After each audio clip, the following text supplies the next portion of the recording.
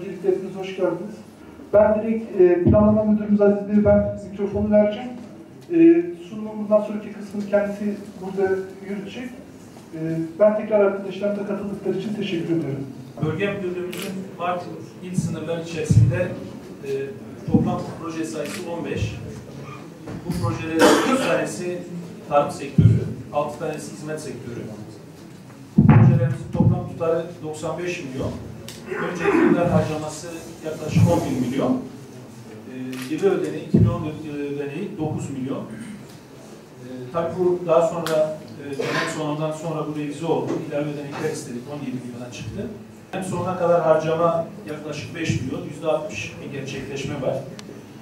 Bu 15 tane projemizden 10 tanesi devam ediyor. 2 tanesi de ihale aşamasında olan işlerimiz. İstikşafını çalışıp bakabiliriz.